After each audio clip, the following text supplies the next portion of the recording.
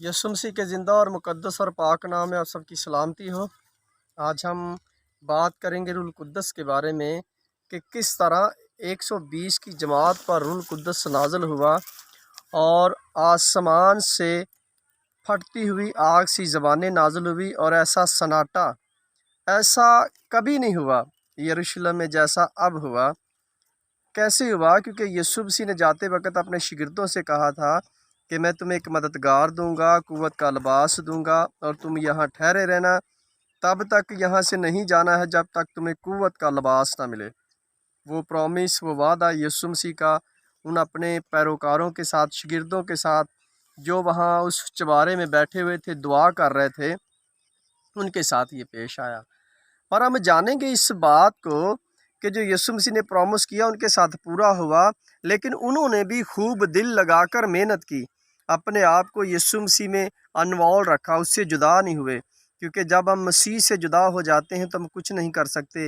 वो रसूल, वो खुदा के पैरोकार, वो यीशु मसीह के शागिर्द, तकरीबन 500 की जमात थी, लेकिन वो कम हो गए, थोड़े रह गए, 120 की जमात रह गई।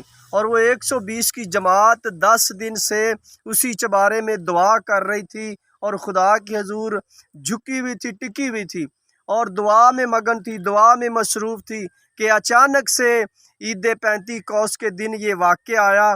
ऐसा वाक़या कि खुदा का रूहुल कुद्दस उन पर नाज़िल हुआ और आसमान खुल गया और वो जिस चबारे में बैठे थे वो हिल गया।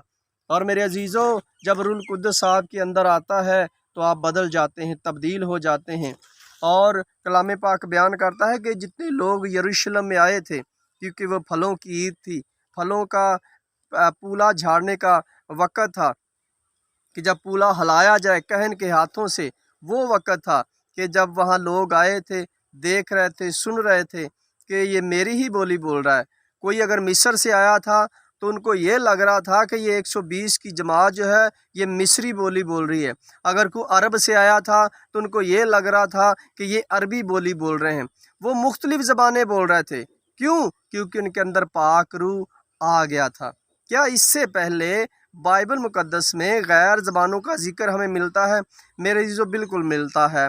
ओल्ड टेस्टामेंट यानी पुराने अहदनामे में जब बाबल का बुर्ज बना तो खुदा ने उनकी ज़बानों में इख्तलाफ डाला, यानी वो मुख्तलिफ ज़बानें बोलने लगे। तब उनको समझ नहीं आई थी, क्योंकि वो खुदा की मर्ज़ी के मुताबिक काम नहीं कर रहे थे। ये लोग खुदा की मर्ज़ी के मुताबिक काम कर रहे थे और ये ज़बानें जो तरह तरह की ज़बानें थी, लोगों की समझ में आ रही थी, क्योंकि ये रूहुल कुद्दस उनसे बुलवा रहा था। जब रूहुल कुद्दस आपके अंदर इंटर होगा तो लोग आपको समझना शुरू कर देंगे, लोग आपको जानना शुरू कर देंगे, लोग समझना शुरू कर देंगे कि हाँ, ये खुदा के बंदे हैं। लेकिन मूर्ख लोग ये समझेंगे कि इन्होंने कोई नशा किया हुआ है। उस वक़्त भी ये कुछ लोग समझ रहे थे कि इन्होंने कोई नशा किया हुआ है, तब ये मुख्तलिफ बोली बोल रहे हैं। मेरे अज़ीज़ों, रूहुल कुद्दस जो है आपको निखार देता है। रूहुल कुद्दस जो है आपको बुलंद करता है, सरफराज करता है। ये उसका मददगार है जो आपकी हेल्प और मदद करता है। आज ज़रूरत है कि हम रूहुल कुद्दस मांगें, और नहीं, वो हमारी ज़िंदगी में जब आएगा, इंटर होगा, तो लोग देखेंगे, लोग समझेंगे कि ये मेरी ही बोली बोल रहा है। खुदा इस कलाम के वसीला से आपको बरकत दे।